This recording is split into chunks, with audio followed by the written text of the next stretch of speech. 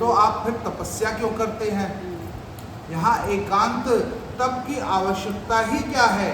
प्रकृति से गलित हो आप निज को नहीं जाना चाहिए, ना नहीं जान सकते, और यदि आप निज को जानते हैं तो तप की क्या आवश्यकता है? प्रत्यक्ष को अनुमान का प्रमाण ही क्या? हे शंकर जी, मैं आपसे विवाद करना नहीं चाहती, किंतु यदि आप प्रकृति से परे हैं तो यहाँ मेरे समीप रहने से आपको कुछ भी भय नहीं करना चाहिए। जब माता पार्वती के इस प्रकार सांख्य मत का प्रतिपादन कर शिवजी से कहा तो उन्होंने उन्हें अपनी सेवा करने की आज्ञा दे दी। फिर शंकर भगवान ने हिमाचल को घर जाने की आज्ञा दी। वह अपनी पुत्री पार्वती को साथ लेकर चले गए। अब पार्वती नित्य अपनी सखियों के साथ भगवान शंकर के पास उनकी सेवा करने के लिए आने लगी और नंदीश्वर आदि उन्हें कोई नहीं रोक सकते थे। सांख्य और वेदांत के मत को लेकर शिव पार्वती का यह संवाद बड़ा ही सुखकारी है। इंद्रियों से परे होकर भी शंकर जी ने पार्वती को अपनी सेवा में लगा लिया। पार्वती जी भी नित्य अपने पिता के घर से आती और शंकर जी की 16 उपचार से पूजा करके फिर चली जाती। इस प्रकार ध्यान में तत्पर महादेव जी की सेवा करते हुए पार्वती जी ने बहुत सा समय व्यतीत किया, परंतु निर्विकार शंकर जी भी कहीं भी विकार को न प्राप्त हुए। उनकी भी तपस्या में कोई भंग नहीं हुआ और माता पार्वती की भी सेवा में कोई विघ्न नहीं आया। तब उन्होंने लावण्यता से व्याप्त मनमोहक काली को नित्य अपने समीप पाकर भी स्त्री रूप में ग्रहण नहीं किया। उन्होंने निश्चय कर लिया था कि जब तक काली तप व्रत धारण करेंगी और जब इनमें किंचित गर्व का बीज भी न रह जाएगा तब मैं इसे ग्रहण करूंगा। ऐसा विचार कर महालीलाधारी शंकर जी अपने ध्यान में लीन हो गए।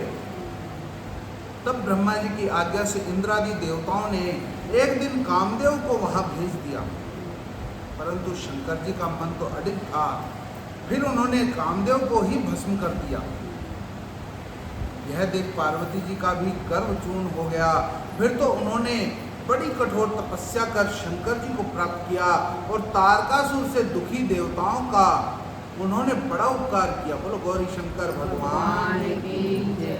तब नारद जी ने कहा कि हे ब्रह्मा, यह तारकासुर कौन था? यह किसका पुत्र था जिसने देवताओं को पीड़ित किया? तब शंकर जी ने कान को किस प्रकार भस्म किया तथा अपने कठिन तप द्वारा भगवती ने भगवान शंकर को कैसे प्राप्त किया, ये सब कथा मुझे सुनाने की कृपा कीजिए। तब ब्रह्मा जी बोले कि हे पुत्र, हे नारद, मेरे पुत्र मरीचि और उनके पुत्र कश्यप हुए, जिनसे दक्ष प्रजापति ने अपनी 6 कन्याएं ब्याह दी। उनमें सबसे बड़ी कन्या दीति थी, जिसने हिरण्यकश्यप और हिरण्याक्ष नाम के 2 पुत्र उत्पन्न किए। ये दोनों देवताओं के लिए परम दुखदायी थे, जिन्हें नर हरि रूप धारण करके भगवान विष्णु ने मार डाला था।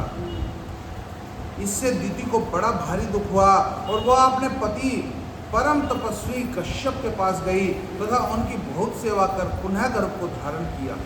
परंतु इसका समाचार पाकर परमोद्योगी इंद्र ने छिद्र देखकर दीति के गर्भ में प्रवेश कर वज्र से उसके टुकड़े टुकड़े कर दिए, परंतु दीति के कठिन व्रत से गर्भ नहीं मरा और उनसे 49 मरुदगण उत्पन्न हुए। इंद्र ने उन्हें अपना भाई बना लिया। इससे दीति फिर अपने पति की सेवा करने लगी। उन्होंने प्रसन्न हो अपनी पत्नी दीति को तप करने की विधि बतला। ब्रह्मा जी की प्रसन्नता के लिए 10,000 वर्ष का तप कराया। उसे वज्रांग नाम का एक महाबलशाली पुत्र प्राप्त हुआ। उसने अपनी माता की आज्ञा से इंद्र को पकड़कर दंड दिया और इसी प्रकार देवताओं को भी दंडित किया। इससे दीति को